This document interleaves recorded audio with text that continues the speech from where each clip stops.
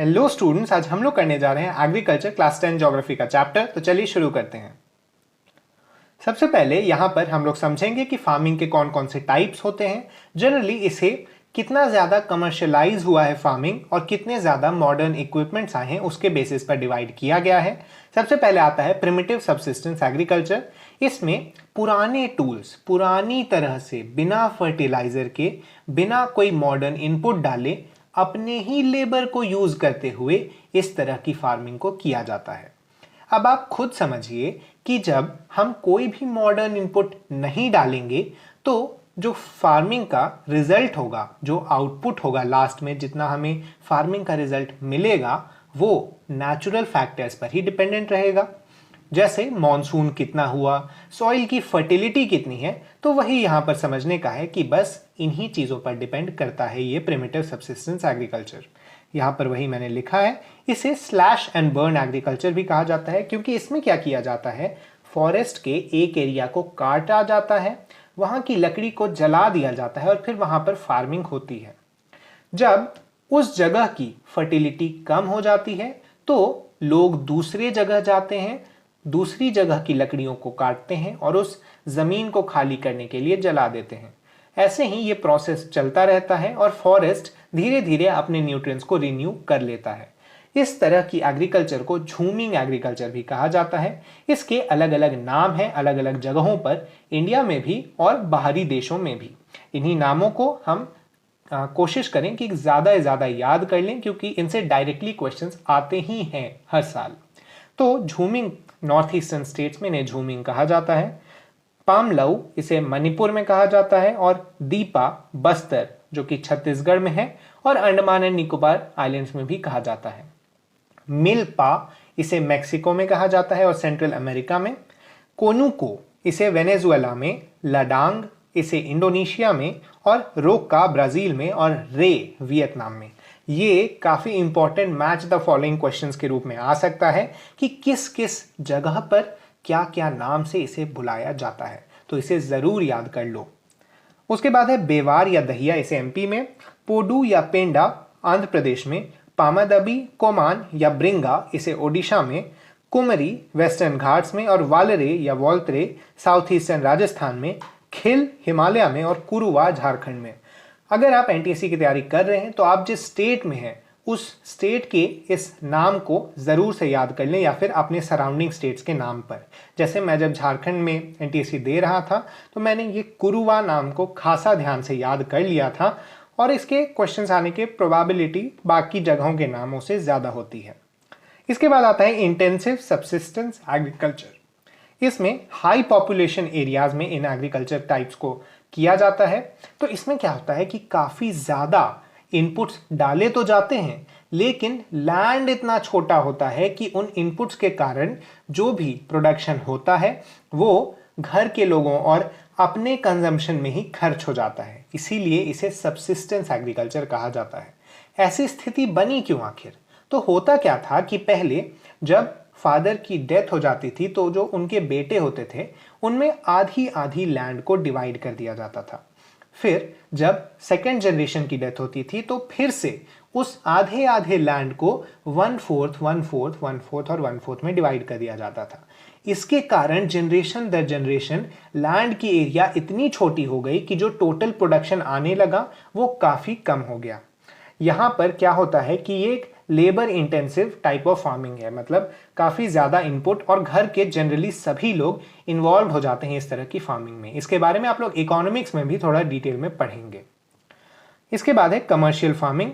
इसमें modern inputs डाले जाते हैं। यहाँ पर एक इंटरेस्टिंग चीज़ कही गई है कि कई बार क्या होता है कि कुछ क्रॉप्स कहीं पर इंटेंसिव एग्रीकल्चर के रूप में उगाए जाते हैं, जबकि कहीं कहीं उन्हें कमर्शियल फार्मिंग के रूप में उगाया जाता है। जैसे राइस क्या है कि एक नॉर्मल क्रॉप है वेस्ट बंगाल और ओडिशा जैसे एरियाज में, लेकिन हरियाणा और पंजाब में इसे एक कमर्शियल क्रॉप के रूप में उगाया जाता है। इनमें एक मेजर कैटेगरी है प्लांटेशंस की, जो कि एक लार्ज एरिया में एक सिंगल क्रॉप को उगाकर किया जाता है। इसमें कैपिटल इंटेंसिव इनपुट्स और माइग्रेंट लेबरर्स का यूज किया जाता है। आपने सुना होगा कि झारखंड, बिहार, उत्तर प्रदेश जैसे स्टेट से कई सारे लेबरर्स जाते हैं जनरली इन प्लांटेशंस में काम करने के लिए। प्लांटेशन के जो एग्जाम्पल्स हैं वो है टी का प्लांटेशन आसाम और नॉर्दर्न बंगाल में, कॉफ़ी का कर्नाटका में, बैम्बू का नॉर्थ ईस्ट में और बनाना का साउथ इंडिया में। तो इन प्लांटेशंस में जनरली लेबरर्स जो होते हैं वो बाहर के होते हैं। कैपिटल ये लोग अपने प्रीवियस प्रोड्यूस को ही यूज करके या फिर बैंक से लोन लेकर, और जो काफ़ी ज़्यादा इनपुट्स होते हैं वो ये लोग मार्केट से जाकर खरीद कर ले आते हैं। अगला है क्रॉपिंग पैटर्न्स। इंडिया में 3 मेजर सीजन्स में क्रॉपिंग होती है। पहला है राबी। राबी ये जो क्रॉपिंग सीजन है ये मेनली विंटर पे बेस्ड है। यहाँ जो क्रॉप सो किए जाते हैं वो विंटर में किए जाते हैं और इन्हें हार्वेस्ट किया जाता है समर्स में। कब सो किया गया है, कब हार्वेस्ट किया गया है, कौन कौन से क्रॉप्स आते हैं, ये आप याद कर ही लें क्योंकि इस चैप्टर का ये एक मेजर पार्ट है। इसमें जो क्रॉप्स हैं वो है वीट, बार्ले, पीस, ग्राम और मस्टर्ड। ये उगाया जाता है पंजाब, हरियाणा, हिमाचल प्रदेश, जम्मू एंड कश्मीर, उत्तराखंड और यूपी में। और ये वेस्टर्न टेम्परेट साइक्लोन से इन्हें हेल्प मिलती है। इसके बारे में आपने क्लाइमेट वाले चैप्टर में पढ़ा था कि क्लाइमेटिक फैक्टर्स जो इंडिया के हैं उनमें ये वेस्टर्न टेम्परेट साइक्लोन्स भी होते हैं। अगर आपको वो चैप्टर जल्दी से याद करना है तो आप उसकी वीडियो देख सकते हैं, मैंने अपने चैनल पर डाली है।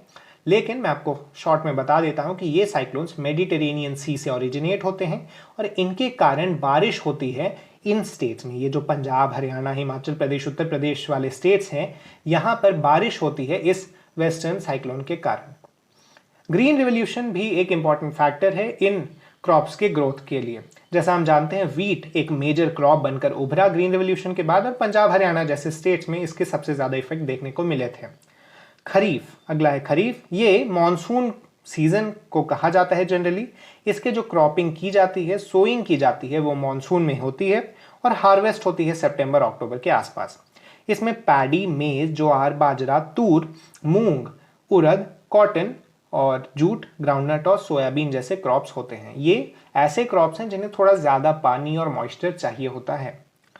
अगला है इन्हें उगाया जाता है असम, वेस्ट बंगाल, ओडिशा, आंध्र प्रदेश, तेलंगाना, तमिलनाडु, केरला और महाराष्ट्र, उत्तर प्रदेश, बिहार में। तो यहाँ पर एक इंपॉर्टेंट बात करने वाली चीज है कि असम, वेस्ट बंगाल और ओडिशा में 3 क्रॉपिंग सीजन्स में उगाया जाता है राइस को, जिन्हें औस, अमन और बोरो कहा जाता है। अगला सीजन है जैद। जैद के सीजन में जनरली ऐसे क्रॉप्स उगाए जाते हैं, ये बीच का सीजन होता है दोनों राबी और खरीफ के, और इसमें वाटरमेलन, कुकुम्बर जैसे जो फ्रूट्स होते हैं जनरली उन्हें उगाया जाता है। ये एक एक्स्ट्रा सोर्स ऑफ इनकम बन जाता है फार्मर्स के लिए क्योंकि उस समय बाकी कोई मेजर क्रॉप नहीं उगाई जा रही होती है उनके लैंड पर। अगला हम लोग आते हैं मेजर क्रॉप्स ऑफ इंडिया पर। इन क्रॉप्स में याद रखने वाली चीज क्या क्या है मैं आपको बता देता हूँ। सबसे पहला, इंडिया की पोजीशन क्या है उस क्रॉप के ग्रोथ में, ये आप अगर वहां दिया हुआ है तो याद कर लें। उसमें कितने रेनफॉल चाहिए, कैसा टेम्परेचर चाहिए, किन किन स्टेट्स में उगाया जाता है, और जनरली इसमें जैसा और हम चीज़ देख सकते हैं कि किस किस रीजन में भी उगाया जाता है। मतलब कई बार क्या होता है कि स्टेट्स तो दिए रहते हैं लेकिन एक ब्रोडर रीजन के बारे में भी दिया रहता है, और आप इससे आसानी से 5 पॉइंट हर क्रॉप के लिए बनाकर रख सकते हैं जो कि आपको बोर्ड एग्जाम्स में भी आंसर लिखने में मदद करेगा। तो चलिए शुरू करते हैं। राइस का इंडिया सेकेंड लार्जेस्ट प्रोड्यूसर है। ये खरीफ क्रॉप है जैसा आपने ऊपर पढ़ा। इसे एक हाई टेम्परेचर चाहिए 25 डिग्री से ऊपर, इसे हाई ह्यूमिडिटी और रेनफॉल अबव 100 सेंटीमीटर चाहिए होती है। इसके साथ ही ये northern plains, north east India और कोस्टल रीजन्स में उगाया जाता है। राइस को क्या होता है कि एक खड़ी, हम कहते हैं कि खड़ी पानी की लेयर चाहिए होती है, मतलब पानी स्थिर होना चाहिए राइस के क्रॉप के नीचे। इसके लिए इसे काफ़ी ज़्यादा रेनफॉल या फिर इरिगेशन की ज़रूरत होती है। पंजाब, हरियाणा वगैरह में इरिगेशन करके इसे उगाया जाता है। और ये खरीफ क्रॉप है क्योंकि जैसा इरिगेशन चाहिए होता है वो मॉनसून से अगर मिल जाए तो फार्मर्स को एक्स्ट्रा खर्चा नहीं करना होता है इरिगेशन फैसिलिटीज़ प्रोवाइड करने पर।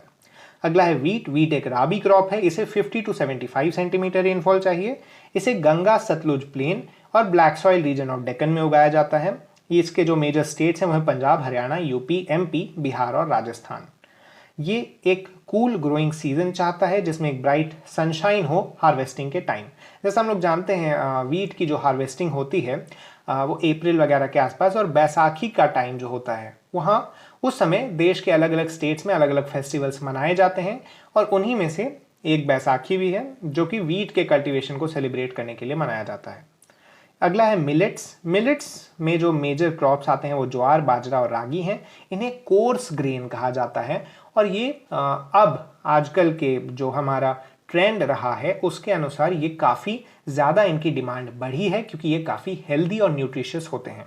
जो ज्वार की मेजर खेती होती है वो महाराष्ट्र, कर्नाटका, आंध्र प्रदेश और मध्य प्रदेश में होती है। ये एक रेन फेड क्रॉप है, लेकिन इसे इरिगेशन नहीं चाहिए होती है, मतलब ये थोड़ी सूखी जगहों में भी उग जाता है आसानी से।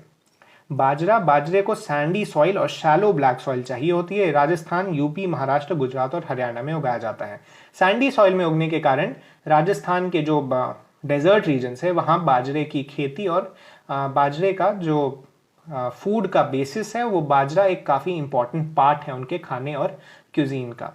अगला है रागी ड्राई रीजन्स में उगता है। ये red, black, Sandy, loamy soil में उगाया जाता है और इसे कर्नाटका, हिमाचल प्रदेश, अरुणाचल प्रदेश, सिक्किम और झारखंड में इसकी ग्रोथ की जाती है।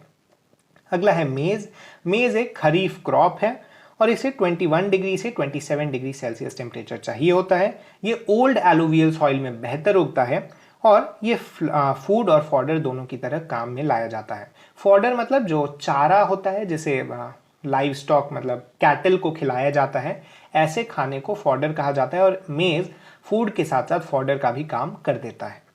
ये कर्नाटका, एमपी, यूपी, बिहार, आंध्र प्रदेश और तेलंगाना में उगाया जाता है। अगला है पल्सेस। इंडिया पल्सेस का लार्जेस्ट प्रोड्यूसर और कंज्यूमर है, जिसे हम दाल वगैरह कहते हैं, उसमें ही पल्सेस आते हैं। ये एक लेग्यूमिनस क्रॉप्स होते हैं जिनमें सॉइल फर्टिलिटी बढ़ाने की क्षमता होती है। आपने इसके बारे में साइंस में पढ़ा है कि ये लोग नाइट्रोजन फिक्सेशन करते हैं सॉइल के अंदर। और अरहर जो होता है, जिसे तूर भी कहा जाता है, ये नहीं कर पाता नाइट्रोजन फिक्सेशन और इसीलिए इसको छोड़कर बाकी सारे पल्सेस लेग्यूमिनस होते हैं और वो सॉइल की फर्टिलिटी बढ़ाते हैं। तो कई बार क्या होता है कि मेजर क्रॉप्स के बीच इन लेग्यूमिनस क्रॉप्स को भी उगाया जाता है ताकि सॉइल की फर्टिलिटी वापस रिप्लेनिश हो सके। इसे एमपी, राजस्थान, महाराष्ट्र, उत्तर प्रदेश और कर्नाटका में उगाया जाता है। अगला है शुगर केन एक ट्रॉपिकल क्रॉप है और लेकिन इसे सब ट्रॉपिकल रीजन्स में भी उगाया जाता है।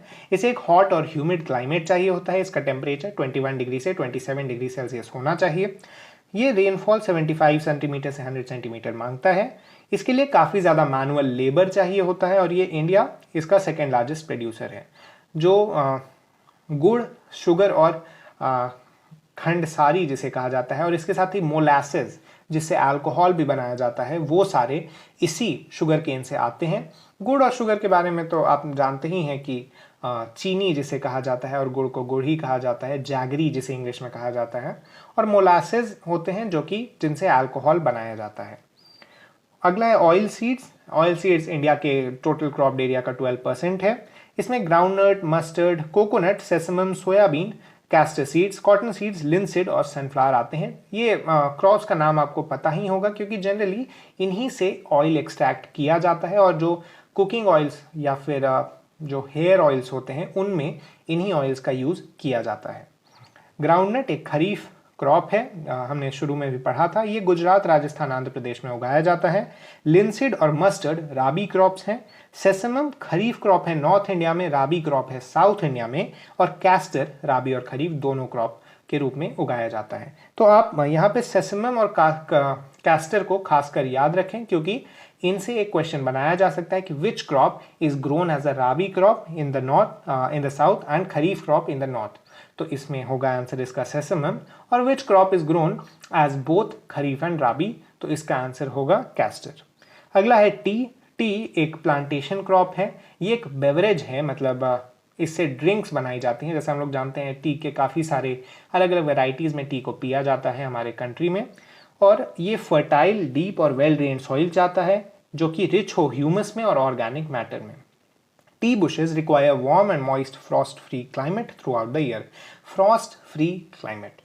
Frost जो बनती है सर्दियों में वो नहीं होनी चाहिए टी के प्रॉपर ग्रोथ के लिए और ऐसे क्लाइमेट्स की जगह पर ही टी ढंग से प्रोड्यूस होता है। फ्रीक्वेंट शावर्स होने चाहिए। टी में काफ़ी ज़्यादा बारिश की ज़रूरत होती है और अगर पूरे साल ही बारिश होती रही तो ऐसे कंडीशंस सूटेबल होते हैं टी के ग्रोथ के लिए। अबंडेंट, चीप और स्किल्ड लेबर होना चाहिए। तो इसीलिए क्योंकि एक प्लांटेशन क्रॉप है तो यहाँ पर जो माइग्रेंट लेबरर्स होते हैं वो लोग जनरली इसके लिए लेबर प्रोवाइड करते हैं। ये आसाम, दार्जिलिंग, जलपाईगुड़ी, दार्जिलिंग और जलपाईगुड़ी तो वेस्ट बंगाल में ही है और इसके साथ तमिलनाडु और केरला में भी होता है और India second largest T producer है वर्ल्ड का। कॉफ़ी की अराबिका वैरायटी जो कि यमन से लाई गई थी वो हमारे कंट्री में उगाई जाती है। ये बाबा बुडान हिल्स पर सबसे पहले इंट्रोड्यूस की थी और आज भी जो नीलगिरी हिल्स हैं कर्नाटका, केरला, तमिलनाडु में वहीं पर उगाया जाता है। अगला है हॉर्टिकल्चर क्रॉप्स। हॉर्टिकल्चर कहते हैं फ्रूट्स और वेजिटेबल्स के ग्रोथ को और हॉर्टिकल्चर क्रॉप्स के मामले में इंडिया सेकेंड लार्जेस्ट है वर्ल्ड का। और मैंगो या किन किन स्टेट्स के कौन कौन से फ्रूट्स फेमस हैं पूरे हम कह सकते हैं इंडिया के साथ साथ वर्ल्ड में भी उन स्टेट्स के नाम यहाँ दिए गए हैं तो आप इन्हें याद कर सकते हैं। जनरली हमें पता ही होता है कि नागपुर के ऑरेंजेस काफ़ी अच्छे होते हैं या फिर पाइनएप्पल्स जो होते हैं चेरापूंजी के वो काफ़ी अच्छे होते हैं। तो इन चीज़ों के बारे में आप लोग एक जनरल अवेयरनेस के रूप में भी देख सकते हैं। अगला है रबर को मॉइस्ट ह्यूमिड क्लाइमेट चाहिए होता है, 200 सेंटीमीटर से ज़्यादा की रेनफॉल और 25 सेंटीमीटर के ऊपर का टेम्परेचर इसके लिए सूटेबल होता है। इसे केरला, तमिलनाडु, कर्नाटका, अंडमान निकोबार और गारो हिल्स जो कि मेघालय में है वहाँ पर उगाया जाता है। उसके बाद आता है कॉटन एक फाइबर क्रॉप है। इंडिया सेकेंड लार्जेस्ट प्रोड्यूसर है कॉटन का। ये dryer parts of black cotton soil in the Deccan plateau में उगाया जाता है। डेक्कन प्लेट्यू का जो ड्रायर पार्ट है ब्लैक कॉटन सॉइल का, इसके बारे में आपने पढ़ा है सॉइल्स वाले कैटेगरीज में कि कॉटन सॉइल में कॉटन बेस्ट ग्रो करता है, इसीलिए उसे कॉटन सॉइल कहा जाता है। इसे हाई टेम्परेचर, कम रेनफॉल और 210 फ्रॉस्ट फ्री डेज चाहिए होते हैं ब्राइट सनशाइन के साथ।